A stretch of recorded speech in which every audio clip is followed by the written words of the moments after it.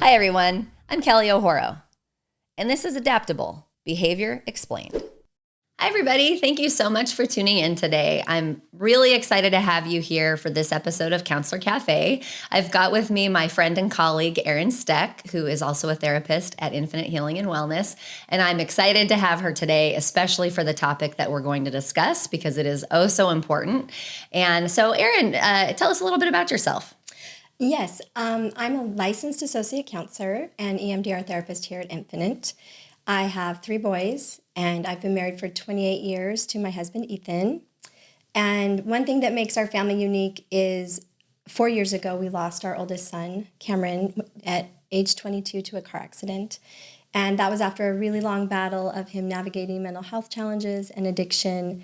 And needless to say, the impact on our family and the growth that we've had for the last 4 years has been exponential, and it's changed me as a parent. So, as if parenting doesn't present its challenges enough to have an incredibly traumatic experience happen to not just you, but to your whole family, it can't not upside down the system and everything that you once knew. So thank you so much for your vulnerability and being on the show with us today.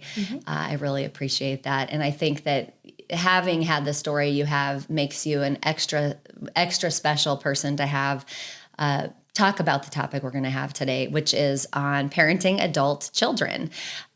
Most of my friends now have adult children, and what I've learned about this process is it is so darn challenging. It's so without the blueprints, just like everybody, we as parents have only done this once at this time in this stage with these children, with their adaptations and personalities.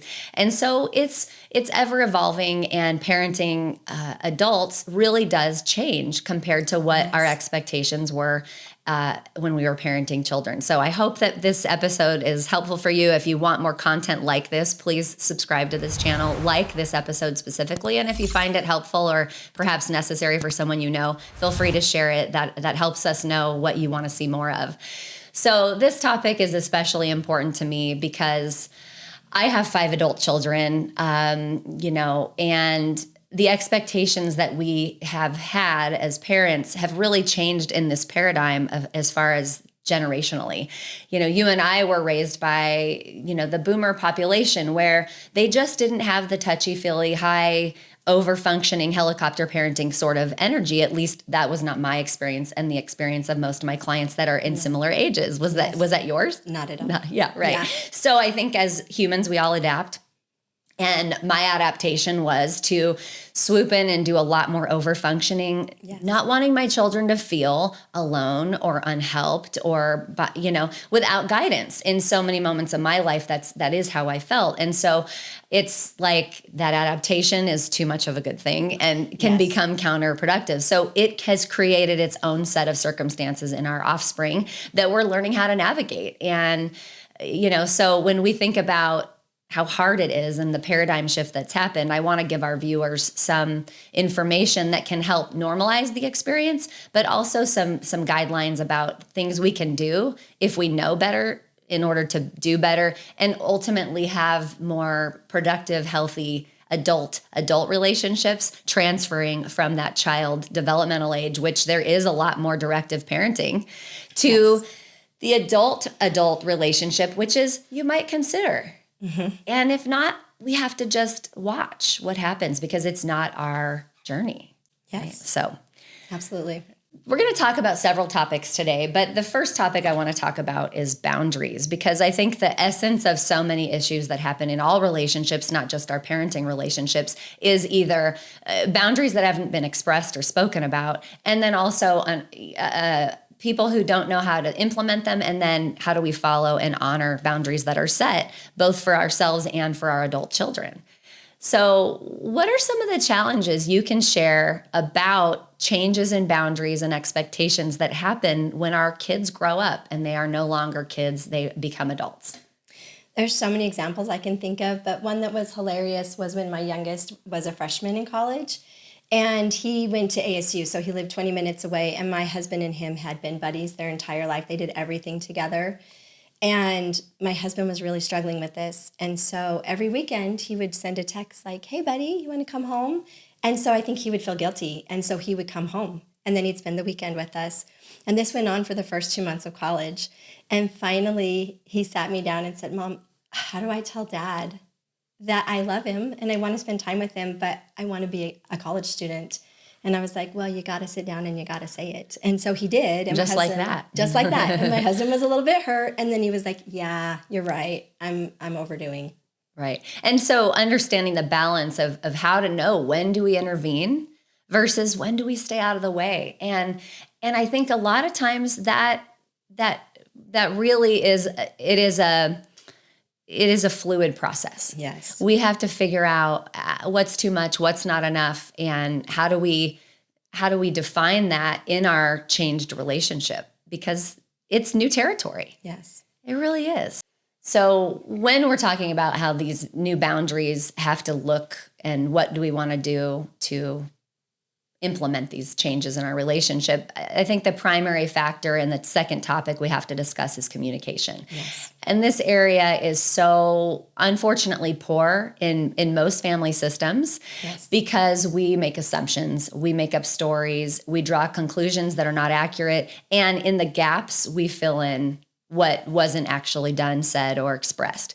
And so when kids are transitioning from that child-adult relationship with their parents, and they need more autonomy, agency, and independence. So when we talk about how we have to modify the way boundaries are set when our kids are small versus what are we going to do as adults, the primary thing we have to keep in mind is the second topic we have to discuss. And this isn't just appropriate for our children. This is the most important factor in all relationships, and that's communication.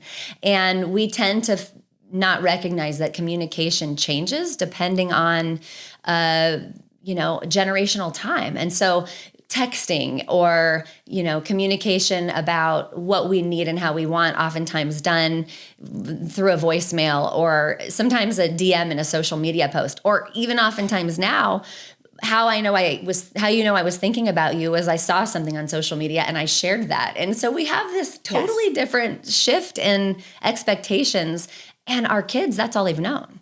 Yes. So for you and I, where we would have said, we need to sit down and have this conversation, that's not what they are used to. And so we have to do some adjusting on connection so that we can adapt to the communication styles that are more natural and normal for them, Yes. We also have to adjust our expectations around the communication frequency, depth, time. So talking about your husband's example, like, I want the weekend update. And he's like, I want to go to college and have something to update you about, Right. Yeah. And so we have to adjust those expectations on what that looks like. Yeah, that's probably been one of the more difficult things for me because I'm a talker and I was used to having my kids come home and just chat with me. And now they're away and they have their lives and the frequency is less. And sometimes I have to just do a little nudge.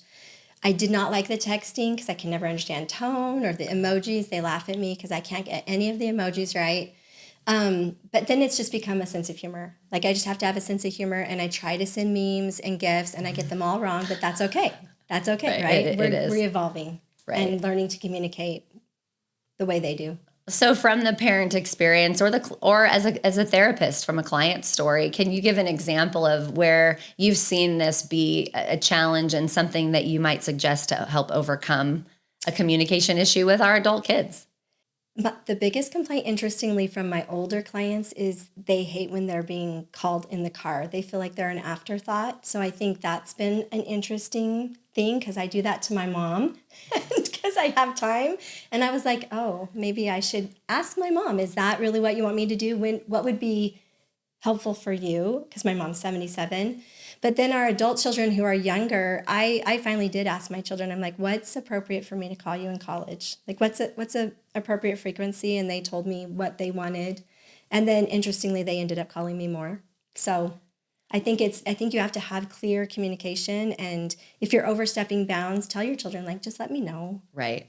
What is it that works for you? Keeping that communication line open. Yes. So that we're saying, hey, this is new territory for me. I don't know what you're going to need. And one of my worries is that you think I've forgotten about you if I leave you alone too much. Right. And also, I don't want to be intrusive, but I am interested in you. And I don't want to lose touch with you as a person. I want to become your friend as we transition into this space. And I think that clear communication is so helpful. And then also communicating with your child that, listen, adulting is new territory for you. And although I want us to evolve into a friendship stance over time, I get that you're brand new at doing this, whatever that looks like. And, I think that really lasts for a while. It's not like I turned 18 and now I'm supposed to know all the things that I wasn't really ever taught or had to figure out on my own. And so that line of adulting at 18, I think, is got to be fluid because it's just an unfair expectation. I think the good thing about this level of communication, or the fact that we have technology, is if you think about in our day when you left at 18, you really could only call occasionally because it was so expensive. Or you might have questions and, your parents, it was always like, did I teach them enough? Well, now it's really the concept of, we've got time. It's okay. It's an evolving thing. And you can call me and I can call you, and you're going to evolve and we're going to do this together. And learning is such a lifetime endeavor. And also we have everything at the ready. Yes. So I didn't have to teach them how to balance a checkbook because they can just go on Google or go on YouTube and then they can say, show me how to balance a checkbook. And then there's this lesson at the ready. So the relationship has changed and the need that a kid has from us has changed as well. Absolutely. But, can you give us an example of that line of balancing that independence versus you're showing up for them in your own story, maybe? This Christmas would be a good example. So my son just graduated, had a very busy semester, was finishing up, applying for graduate school, applying for jobs. And I was all excited. I had this whole Christmas planned. I'm a big planner. Everything was planned to the hilt. And I really didn't take him into consideration. And so we had a day that was kind of like not planned, and I had decided that we were going to go get groceries and I was going to help him with his new apartment, and we had all these things, and he just started getting really ornery with me, and I was offended. I was like, how dare you? I, as your mother, am doing all these wonderful things for you. And he was actually really sweet and did all of it. But later I had some self-reflection, and I was like, I totally steamrolled him with what I wanted. You made it the day about you and how you could be such a great helping mom. Great mom, yes. And we all fall into that. Yeah.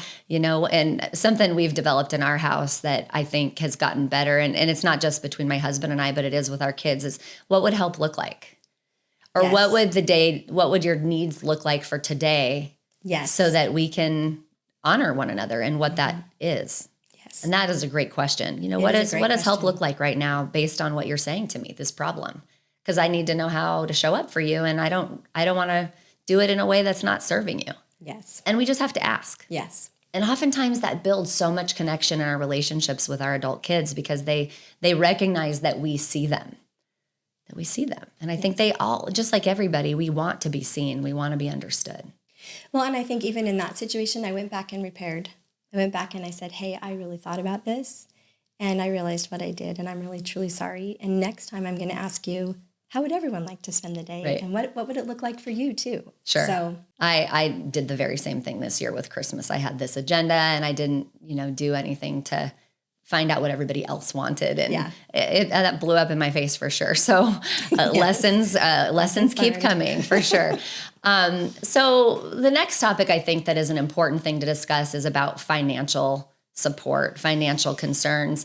We say, I've got to get him to 18. I got to get him out the door. But the truth is, in this day and age, there is no chance an 18-year-old's ready to financially support themselves. And the anxiety that comes with that expectation in some households is almost debilitating for some young adults. And so I think that setting appropriate expectations with the financial concerns and really recognizing that every child's needs are different depending on things that they've set up or things that have been offered to them based on academics or scholarships or things like that, and the trajectory that they choose based on their personal desires and such. And so what do you think is the biggest struggle with this for both kids and for parents when it comes to financial support?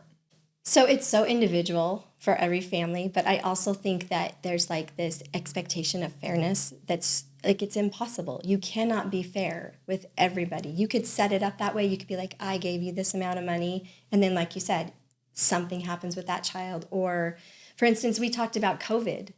You know, our children, our youngest children were in COVID and they couldn't have jobs. Right. Where, you know, our other Right. children, so they didn't even have a resume or an experience to even financially figure that out for a while. They missed out like on a really crucial learning time in their life, and then they had to make it up later. Right. So, of course, we have to help them a little bit more because they weren't quite as ready for college. Right. Academically, same problem. So the finances, I think, are so... It's about communication with your children and what do they need? What can you give them fairly, realistically? What do you have to offer? And without putting yourself at Yes. risk, because I think that's the other thing is so many parents think I have to give so much to you at the expense of my own wellness Yes. or okayness. And we as parents have to also consider, you know, if nobody's going to be there to take care of us when something happens, we need to be responsible for that on our own. And Yes. we don't know. We don't know what's coming for us or, you know, for them. And so setting those financial boundaries is really important. But I think you said something that I thought was important as well related to that perception of fairness. And I think that COVID example is a really great example. I know that my youngest was in college during COVID and, you know, he started with this full ride scholarship situation where there was not a whole lot financially that we were needing to support with. And you know, with COVID comes the schools all shut. College didn't look like normal college. You know, I think like such an extraordinary percentage higher than normal, people dropped out. I mean, it was just like not we didn't have any book about, well, now the rule were, you know, was I will do this as long as you're in college. And it's like, you know, all of these things from a mental health perspective had to be taken into consideration. And so I think that we do have to give ourselves some grace that circumstances will happen, you know, or maybe one kid gets in an accident. Yes. Medical issues. Right. There's so many mental health issues, or, you know, maybe someone has a baby. Yes. And even though, you know, you didn't choose for them to have a baby, you also don't choose for them to suffer for the rest of their life because of this situation. Right. And so how do we step in and how do we intervene in ways that can be supportive, handing up as opposed to handing out, and how long does that last? And, you know, you and I talked before the show, I really agreed with you that kind of that 18 to 25 season really does tend to need more of our support. Yes. Than back before, where we could say, well, or maybe some of our parents said, you're 18. You're 18. Yeah. Good luck. It's just not going to happen in this day. It really isn't. Not successfully. Not successfully. Right. No. So the next topic I think we need to discuss are parent expectations versus realities, right? We all have this idea about who our kids can be when they grow up. And we have this vision of their capabilities and their competencies and their intellectual, you know, stance and the opportunities that we've worked so hard to provide for them and what they should do with those things. And then we, of course, do that comparative thing where had I been offered these things, I might have done whatever else. And I think it's so grossly unfair to do to our kids. And yet we all find ourselves doing it. Absolutely. And so recognizing that balance between recognizing that we want for them, but it isn't about us. Yes. What does that journey need to look like for them? And taking into consideration that they've got, you know, this just in, their very own ideas about what they want their life to look like. And that actually matters way more than what we want for them. From career choices to financial decisions to religion to family planning, whatever it is that are these big topics, we really don't get a say.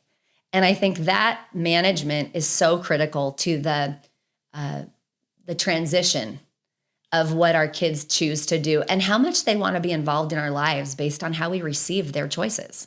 Yes, very much so. So based on that topic, talk to me a little bit, talk to our viewers a little bit about key factors that you think are important to keep in mind about this topic. So I think support is the biggest. Trust your kid that they know what they need. That's really important, that you don't know what they need because nobody knows what's going on inside of somebody. Try not to live your life through your child. You know, you've got to be their biggest cheerleader. and help them to actually reach their goals, but then trust that they know how they can do it too. So an example of that is my son. Our entire lives, he wanted to be a doctor. We were very excited. My husband had always wanted to be a doctor and didn't get that opportunity. So of course we started living our expectation and dreams through our child. And yeah, and so that was always the plan. And then his freshman year, he took a computer science class, and I was like, okay, and he really loved it. And then changed his major and called and was so excited, and I was not excited. And neither was my husband. And we were like, but you said you were going to be a doctor. We've made this plan forever.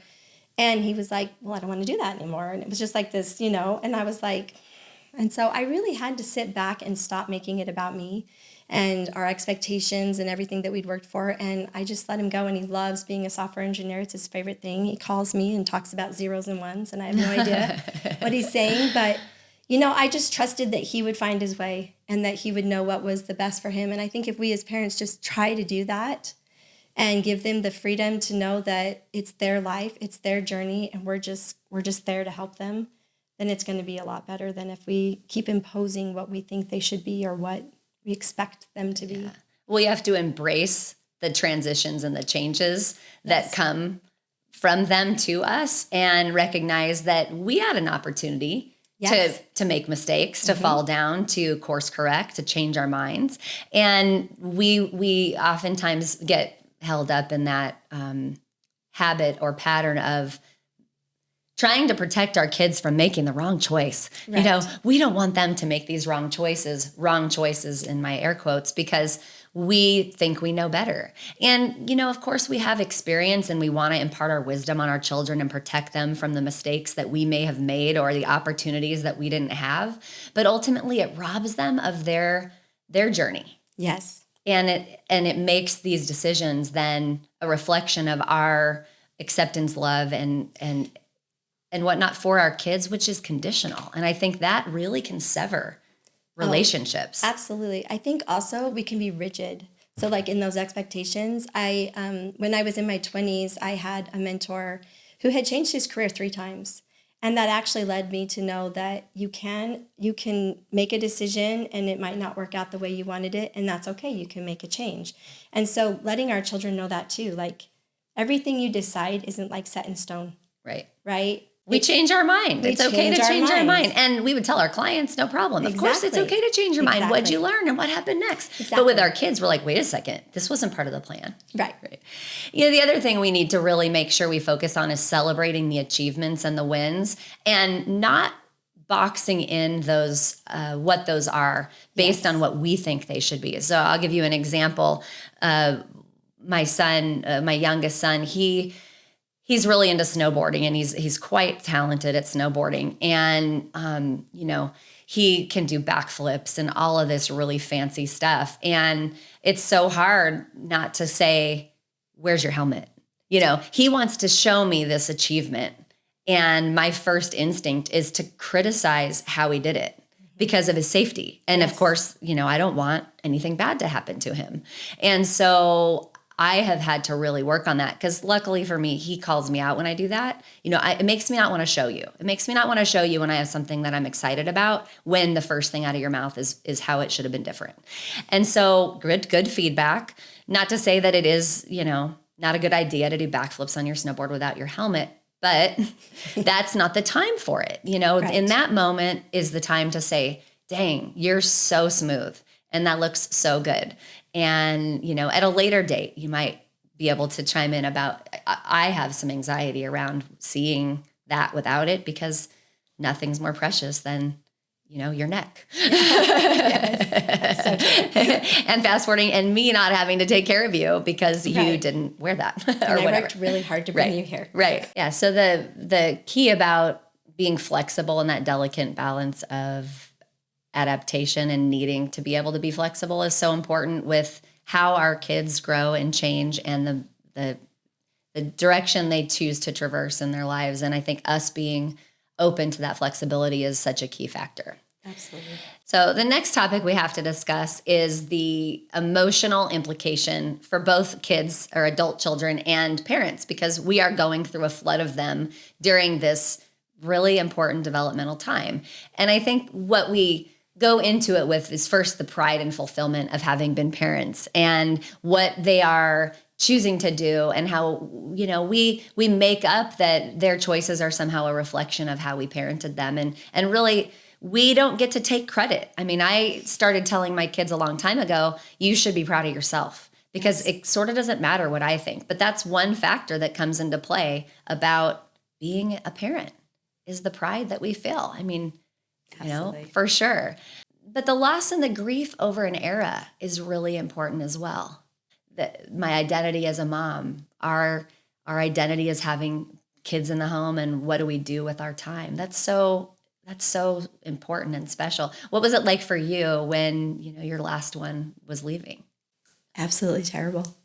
It's been really hard. He left a year ago, and my husband and I thought, you know, empty nesters, all of our friends have gone through it, and they weren't honest with us totally about how really hard it is. It was an adjustment, a huge adjustment for us. It's very lonely. It's quiet in the house. I love the fun of having children and their friends and all the busyness of it. And now it's just me and my husband and my dogs, and I'm getting used to it, but I cried a lot, truthfully. I did too. My whole last year, it was like the last this, the last that, Yes. the last, and I grieved. I think it's appropriately about the change in their circumstances, and that this was coming to an end. And I did have so much of my identity tied up in my role as a mom and all of that. And even though I had a lot going on in my own professional life and whatnot, I really stood in those stood in those shoes rather of needing to be a good mom. That was what I really wanted. And so when that wasn't part of my day, it was a lot of grief. And I think it's important to recognize they're going through some grief too. The loss of and the grief of my childhood is over. I have to go start making adulting decisions. And that's overwhelming for them. And I have a lot of people on my caseload that I've seen that, you know, in those 18 to 22, just a lot of depression and sadness because of the change in that developmental period, and how it's sad. They don't get to be little kids anymore, and the decisions they make are impactful, and it means something about themselves. Yes. And so it's a big deal. It's a big deal. And then what about worry and concern? Talk a little bit about for you what that's been like. That can be overwhelming. You have to like rein it in a little bit, because it's a loss of control. And I don't know why I thought I had control. I was going to say, and that illusion. And that's an illusion, right? But we think that when they're little, Sure. right? It's very controlled, and we can control the outcomes for the most part. And then as they get older, we get that idea. But as adults, I literally have no control. Right. And so, you know, we talked about that a little bit too. Like, our children decide to go on trips, and we're like, but do you really need to do that? Because it's winter. Or it happened to me last night. It's like I have worry and concern. My son's going to go snowboarding, and it's in a snowstorm, and he's going to drive up the mountain at night in a snowstorm. And it's not my place to say you shouldn't do that. You know, I am saying, please be careful. Do you have your chains? Let me know when you get there, because I'll be concerned. But, and, you know, he was honoring and let me know when he arrived. But the whole time I'm like looking and tracking, and, you know, It's hard. And of course, that's not for me to put on him. I'm worried that he's not safe or something could have happened. So I think that that's the thing. And then they're worried too. Right. They don't want to need us. They don't want to make the wrong decisions. They don't necessarily know what they want yet, but they've got to make decisions. I think it's a delicate balance. And I think it's just, like we said, it's an evolution, and it's kind of fun too, because I'm always proud of him when they do it. So he made it safely, right? So he did it, and he did that adulting thing. And then we just have to encourage them and track them on our phones. Or not track them. You know, my husband goes, and this is going to change what? I'm like, well, but if he's in a ditch and I see it for long enough, then I can have a team go to wherever, because I can track the logo. You know, and again, we didn't have that. I mean, it was like, come home when the lights are on and the street lights are on, and it's like, you're late. Well, yeah, the street lights go on, and then you come home, and you know, it was so different when we were kids, and there's a nostalgia to having them at home that I think we have to just recognize, that bittersweetness of, you know, the responsibility that we sometimes can't wait for that to be over, and at the same time, the sweetness of being able to walk into their room and say, "How was your day?" Oh yeah. When they're all home, I still feel that little piece in my heart, like, oh, they're all here. Yeah. And that makes All me is well in happy. the world. All is well in the world. Yeah, for sure. Yes. The fulfillment of parenthood, it really, when we set down the expectations, is like no other experience. For sure. So let's talk a little bit about the identity loss and that purpose that we had and how that changes when you are empty nesting. So being a mom was a huge part of my identity, and I just did it full force. And I think I'm a little unusual. I decided to start a new career at 50. So I became a counselor, and I did that with purpose. I actually had a plan, believe it or not. I started when my son was a freshman, and I knew I was going to have a really hard time when my last left.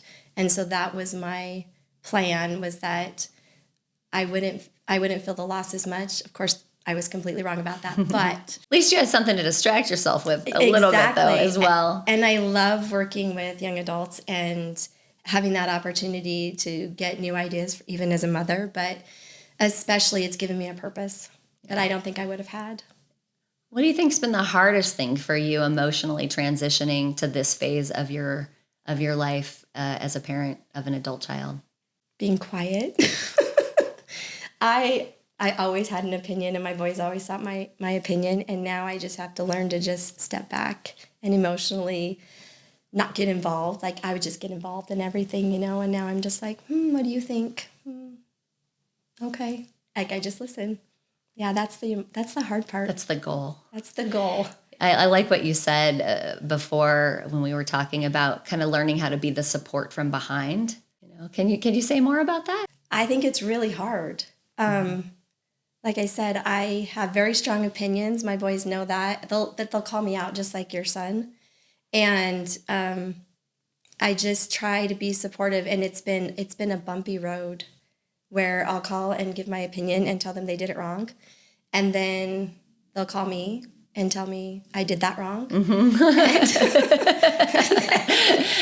I do it a lot wrong. And then we'll have the conversation. So it's just constantly evolving, but I feel like I'm getting a little better at it. And I think that one of the messages I want to impart for our listeners is that we have to have grace for ourselves. We're just figuring this out. This is my very first time being a parent of someone at this age, in this stage, with this family system, in this paradigm. And so it's like the humanness that's part of it as a parent. I think we need to give ourselves grace, circle back when we need to. And we need to give our kids grace because this is their first time trying to navigate these waters as well. And it is going to be messy and bumpy. And I love that you said, I said I did it wrong. And then they call me and they go, yep, you did this part wrong. And I'm grateful to my kids when they tell me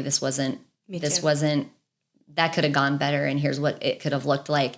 I think where it gets hard is when they don't know what they need. That's really tricky. And so we have to be even more patient when they don't know what to say about what they need. And I experienced that with some of my kids too. Like, what do you need it to look like? And they don't have an answer.